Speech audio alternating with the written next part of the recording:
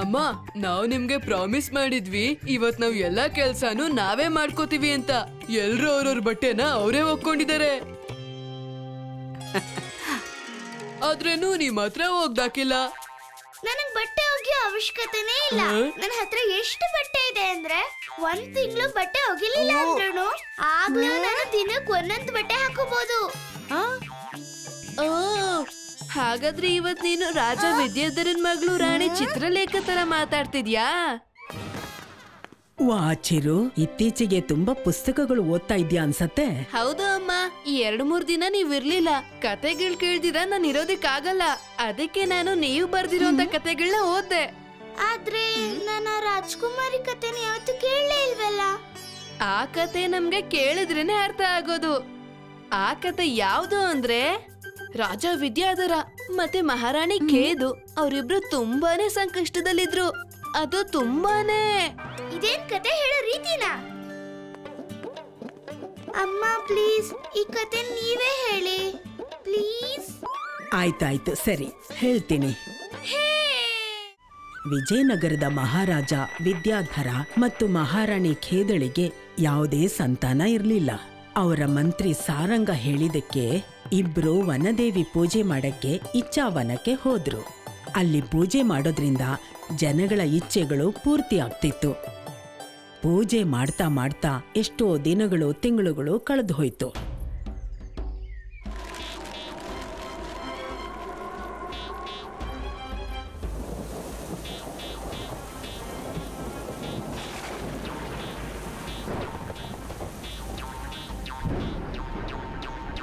ಕೊನೆಗೂ ಇವರಿಬ್ಬರ ಪ್ರಾರ್ಥನೆಯಿಂದ ವನದೇವಿ ಪ್ರತ್ಯಕ್ಷ ಆಗ್ತಾಳೆ. ನಿನ್ನ ಸಮಸ್ಯೆ ನನ್ಗೆ ಅರ್ಥ ಆಯ್ತು ರಾಜ. ಇವತ್ತಿಂದ ಕೆಲವು ತಿಂಗಳುಗಳಲ್ಲಿ ನಿನ್ನ ಅರಮನೆಯಲ್ಲಿ ಒಬ್ಳು ಸುಂದರ ರಾಜಕುಮಾರಿಯ ಜನ್ಮವಾಗತ್ತೆ. ಆದ್ರೆ ಅವಳಲ್ಲಿ ಒಂದು ಸಮಸ್ಯೆ ಇರತ್ತೆ. ಸಮಸ್ಯೆ? ಎಂತ ಸಮಸ್ಯೆ ದೇವಿ? ಅವಳಿಗೆ ಪ್ರತಿದಿನ ಹೊಸ ಬಟ್ಟೆ ಹಾಕೊಳ್ಳೋದು ಇಷ್ಟ ಆಗಿರತ್ತೆ. ಅವಳ ಈ ಅಭ್ಯಾಸದಿಂದ ನಿನ್ನ ಜೀವನದಲ್ಲಿ ತುಂಬಾ ದೊಡ್ಡ ಸಂಕಟ ಬರುತ್ತೆ. ಇವಾಗ ಹೇಳು, ಇವಾಗ್ಲೂ ನಿನ್ಗೆ ಸಂತಾನ ಬೇಕಾ? ದೇವಿ, ಇಷ್ಟು ದೊಡ್ಡ ಸಂತೋಷದ ನಡುವೆ ಒಂದು ಸಣ್ಣ ಸಮಸ್ಯೆ ಬರುತ್ತೆ ಅಂತಂದ್ರೆ ನಾನು ಅದನ್ನ ಸ್ವೀಕರಿಸ್ತೀನಿ. ತಥಾಸ್ತು.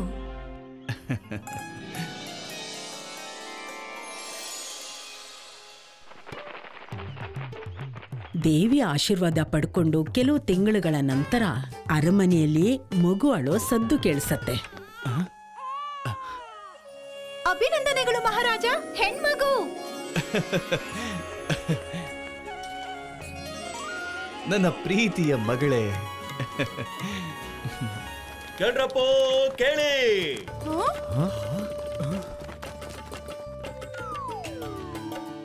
ಮಗು ಹುಟ್ಟಿದ ಸುದ್ದಿ ಕೇಳಿದ ಮೇಲೆ ದೀಪಾವಳಿ ಹಬ್ಬದ ಹಾಗೆ ಇಡೀ ಊರಿಗೂರೇ ಸಂಭ್ರಮ ಮಾಡ್ತಿದ್ರು.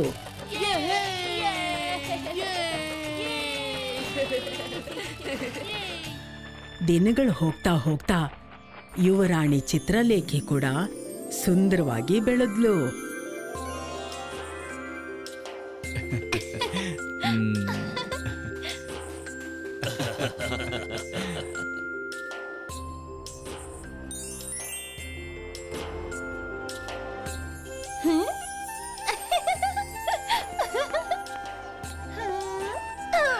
ಇದನ್ನ ತಲೆ ಮೇಲೆ ಇಟ್ಕೊಂಡಿರೋದ್ರಿಂದ ನಿಮ್ಗೆ ತಲೆನೋವು ಬಂದಿರ್ಬೇಕಲ್ವಾ?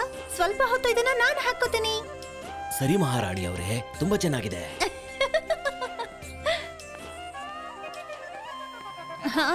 ಅಯ್ಯೋ, ಇದೇನಿದು? ಬಣ್ಣ ನೆಲಕ್ಕೆ ಹಾಕೋದಕ್ಕಲ್ಲ, ಹಚ್ಚೋಂತ ವಸ್ತು ಆಗಿದೆ.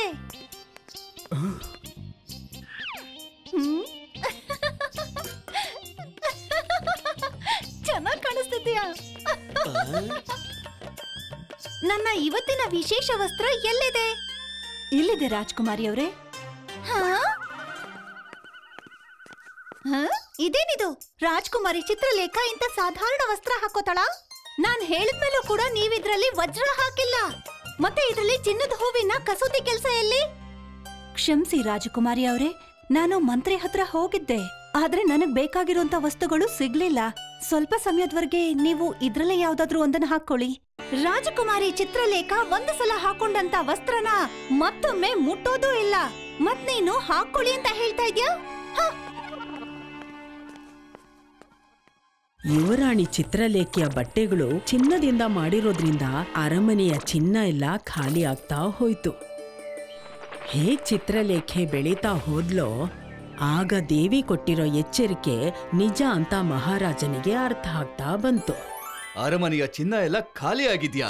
ಅರಮನೆಯಲ್ಲಿ ನೀವೆಲ್ಲ ಇದ್ದು ಇಷ್ಟೆಲ್ಲ ಸೈನಿಕರಿದ್ದು ಇಷ್ಟು ದೊಡ್ಡ ಕಳ್ಳತನ ಆಗಿದೆ, ನಿಮ್ಗೆ ಯಾರಿಗೂ ಗೊತ್ತಾಗಿಲ್ವಾ? ಆದಷ್ಟು ಬೇಗ ಅಪರಾಧಿನ ನೀವು ಸೆರೆ ಹಿಡಿಬೇಕು. ಮಹಾರಾಜ ತಾವು ಕ್ಷಮಿಸ್ಬೇಕು. ಇದು ಯಾವುದೇ ಕಳ್ಳನ ಕೆಲಸ ಅಲ್ಲ. ಎಲ್ಲ ಆಭರಣಗಳು ಕೂಡ ರಾಜಕುಮಾರಿಯವರ ವಸ್ತ್ರ ಮಾಡಿಸೋದ್ರಲ್ಲೇ ಖಾಲಿಯಾಗೋಗಿವೆ. ಏನು? ವಸ್ತ್ರ ಮಾಡಿಸೋದ್ರಲ್ಲಿ? ಹೌದು ಮಹಾರಾಜ, ಇದು ಇಡೀ ರಾಜ್ಯಕ್ಕೆ ಒಂದು ದೊಡ್ಡ ಸಂಕಷ್ಟ ತಂದ್ಬಿಡುತ್ತೆ. ನಾನು ನಿಮ್ಮನ್ನ ಎಚ್ಚರಿಸೋದಿಕ್ಕೆ ಅಂತ ನೋಡ್ದೆ, ಆದ್ರೆ ನೀವು ನನ್ನ ಮಾತನ್ನ ಪೂರ್ತಿಯಾಗಿ ಕೇಳ್ತಾನೆ ಇರ್ಲಿಲ್ಲ. ಪ್ರತಿ ಸಾರಿನೂ ನೀವು ರಾಜಕುಮಾರಿ ಏನ್ ಕೇಳ್ತಾಳೋ ಅದನ್ನ ತಪ್ಪದೆ ಕೊಡಿ ಅಂತ ಹೇಳ್ತಿದ್ರಿ. ನಾವು ಹಾಗೆ ಮಾಡ್ತಿದ್ವಿ. ಅದ್ರಲ್ಲಿ ತಪ್ಪೇನ್ ಹೇಳಿದ್ರು? ಶಾಂತವಾಗಿರು ರಾಜಕುಮಾರಿ, ಈ ರೀತಿ ಮಾತನಾಡಬಾರ್ದು.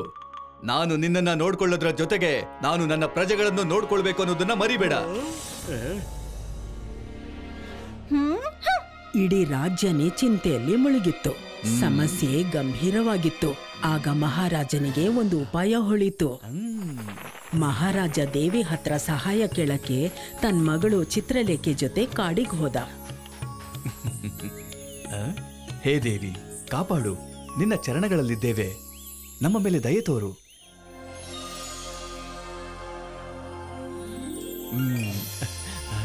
ನೀನ್ ಇಲ್ಲಿಗೆ ಯಾಕೆ ಬಂದಿದ್ಯಾ ಅಂತ ನನಗ್ ಗೊತ್ತು ರಾಜ. ನಾನ್ ನಿನ್ಗೆ ಮೊದ್ಲೇ ಎಚ್ಚರಿಕೆ ಕೊಟ್ಟಿದ್ದೆ, ಆದ್ರೆ ಆಗ ನೀನು ನನ್ ಮಾತು ಕೇಳಲಿಲ್ಲ.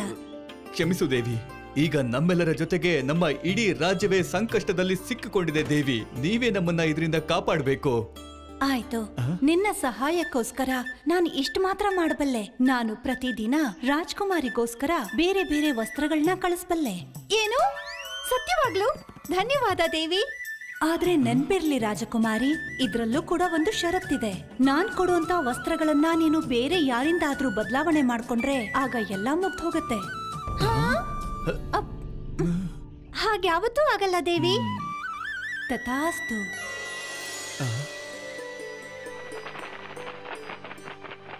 ಮಾರನೇ ದಿನದಿಂದಾನೇ ಯುವರಾಣಿ ಚಿತ್ರಲೇಖೆಗೆ ಹೊಸ ಬಟ್ಟೆಗಳು ಪ್ರಕಟವಾಗೋದಿಕ್ಕೆ ಶುರುವಾಯ್ತು. ಮತ್ತೆ ಅವಳು ಅದನ್ನ ಹಾಕೊಂಡು ತುಂಬಾ ಖುಷಿ ಪಡ್ತಿದ್ಲು. ಹೀಗೆ ತುಂಬಾ ತಿಂಗಳುಗಳು, ವರ್ಷಗಳು ಕಳೀತಾ ಇತ್ತು. ಆದ್ರೆ ಸ್ವಲ್ಪ ಕೂಡ ಬದಲಾಗ್ಲಿಲ್ಲ ಯುವರಾಣಿ ಚಿತ್ರಲೇಖೆಯ ದುರಾಸೆ.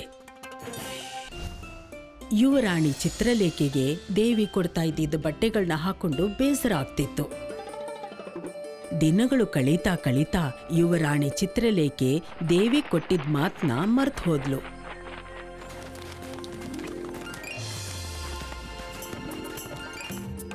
ಸುಂದರವಾಗಿ ಕಾಣ್ತಿದ್ಯಾ? ನಾನ್ ಸುಂದರವಾಗೇ ಇದ್ದೀನಿ. ಯಾರೋ ಈ ಸುಂದರಿ?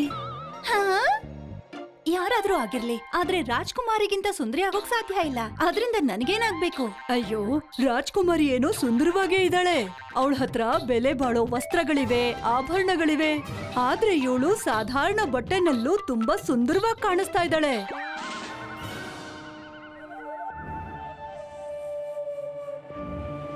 ನಾನು ದಿವ್ಯ ವಸ್ತ್ರಗಳನ್ನ ಹಾಕೊಂಡಿದ್ದೀನಿ, ಮತ್ತೆ ದೇವಿ ಕೊಟ್ಟಿರೋ ಆಭರಣಗಳನ್ನ ಹಾಕೊಂಡಿದ್ದೀನಿ. ಆದ್ರೂ ನನ್ಗಿಂತ ಸುಂದರವಾಗಿ ಹೇಗ್ ಕಾಣಿಸೋಕ್ ಸಾಧ್ಯ ಅವಳು? ನನ್ಗನ್ಸತ್ತೆ ಅವಳ ವಸ್ತ್ರದಲ್ಲೇ ಏನೋ ವಿಶೇಷ ಇದೆ ಅಂತ.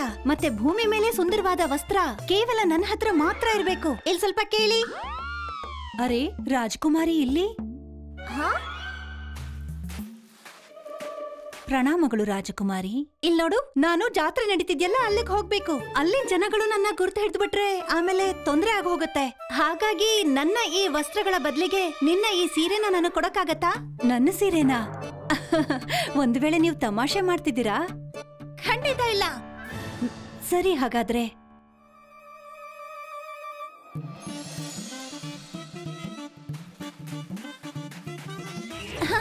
ಇದೇನಿದು?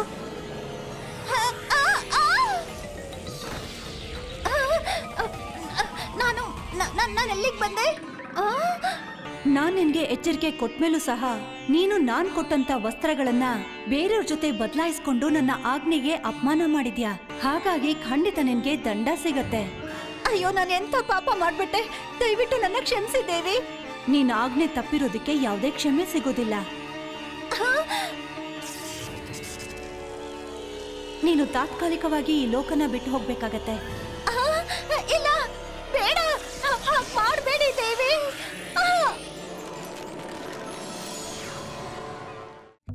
If you like this video, subscribe to our channel Murthy Media.